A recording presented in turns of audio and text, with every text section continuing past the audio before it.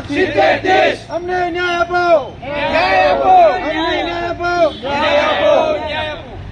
આપનું નામ અને પરિચય? મયુરભાઈ પરમાર અને હું MSc M.Ed છું અને ટેટની તમામ પરીક્ષાઓ પાસ છું. શું માગણી સાથે અહીંયા આપ આવ્યા છો? અમારી માંગણી માત્ર એટલી જ છે કે આગામી પહેલાના સમયની અંદર 2011થી જ્યારે ટાટની પરીક્ષા આવી ત્યારે પહેલાના સમયથી જ્યારે ટાટની પરીક્ષા આવી ત્યારે મેરિટ ગણતરીની અંદર 70-30નો રેશિયો હતો. એ મુજબ જ આ પણ ભરતી એ મુજબ જ થવી જોઈએ એવી અમારી માંગણી છે. અને અધ્યાપકોની ભરતી, વધુમાં પ્રાઇમરી શિક્ષકની ભરતી, બધે જ એકેડમિક મેરિટનું મહત્વ રહેલું છે. તો આ પરીક્ષાની આ ભરતીની અંદર એકેડમિક મેરિટનું મહત્વ કેમ નથી રહેલું? સરકારને અમે જ્યારે પેપર દ્વિસ્તરીય પરીક્ષા આપી, પેપર લખાણથી મેં પુરવાર કર્યા. જીપીએસસીની અંદર પરીક્ષા દ્વિસ્તરીય હોય છે, પણ એની સાથે એમાં ઇન્ટરવ્યુ બી હોય છે. તેથી કોઈ બી ઉમેદવારનું કૌશલ્યનું પ્રમાણ જાણી શકાય છે. આની અંદર કોઈ બી ઇન્ટરવ્યુ જેવી સિસ્ટમ નથી, માત્ર ને માત્ર પરીક્ષાના આધારે ભરતી છે.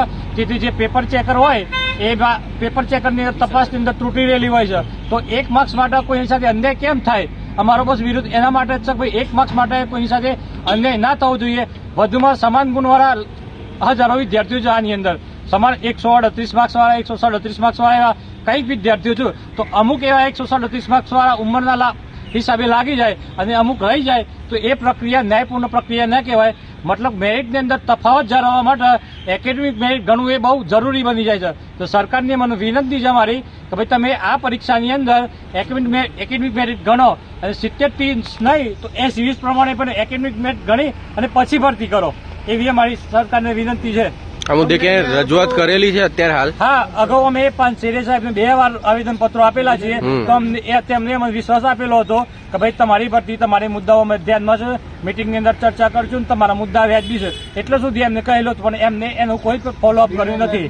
કયા કયા જિલ્લાઓમાંથી તમે આવેલા છો? અમે સાહેબ ગુજરાતના દરેક જિલ્લામાંથી આવ્યા છીએ. ગીર સોમનાથથી માંડીને તો સાબરકાંઠા, બનાસકાંઠા, પાટણ, કચ્છ, બધી બાજુથી, વલસાડ, ડાંગ બાજુથી બી આવ્યા છે બધા. માંગણી ના સંતોષાય તો શું? માંગણી ના સંતોષાય તો અમે આગળ આંદોલન કરવાની ચીમકી આપીએ છીએ.